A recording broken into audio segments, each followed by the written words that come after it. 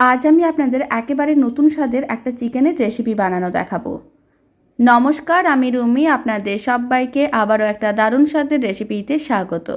প্রথমে এখানে আমি 700 গ্রাম চিকেন নিয়েছিলাম। কড়াইয়ের মধ্যে কিছুটা পরিমাণ দিয়ে দিলাম সাদা তেল, আর আমি দিয়ে দিলাম ক্যাপসিকাম ও টমেটো, হালকা করে ভেজে তুলে নিতে হবে। এবার আমি দিয়ে দিলাম কেটে রাখা আলু, অল্প একটু লবণ। আলুগুলোকে একইভাবে লাল লাল করে ভেজে নিয়েছিলাম, তুলে রেখে দিলাম। এবার কড়াইয়ের মধ্যে আদা রসুন বাটা, কুচনো পেঁয়াজ দিয়ে মশলাটাকে ভালো করে কষিয়ে নিতে হবে। অল্প একটু লবণ দিয়ে দিলাম, এতে কুচনো পেঁয়াজগুলো অনেক তাড়াতাড়ি নরম হয়ে যাবে। তারপরে কাশ্মীরি লঙ্কার গুঁড়ো দিয়ে মশলাটাকে ভালো করে কষিয়ে নিতে হবে। মশলা কষিয়ে নেওয়ার পরে এখন আমি দিয়ে দিলাম চিকেন, আর দিয়ে দিলাম কাজু বাদাম বাটা, আর ভেজে রাখা আলু দিয়ে দিতে হবে। সমস্ত কিছু খুব ভালো করে মিশিয়ে স্বাদ অনুযায়ী লবণ দিয়ে দিলাম, আর দিয়ে দিচ্ছি অল্প একটু চিনি আর পরিমাণ অনুযায়ী জল। তারপর অল্প একটু গরম মশলার গুঁড়ো দিয়ে দিলাম। খুব ভালো করে মিশিয়ে বেশ কিছুক্ষণ রান্না করে নিতে হবে। তারপরে ভেজে রাখা ক্যাপসিকাম ও টমেটোটা দিয়ে দিতে হবে। তাহলেই রেডি হয়ে যাবে দারুণ স্বাদের এই রেসিপি। বাড়িতে বানিয়ে দেখতে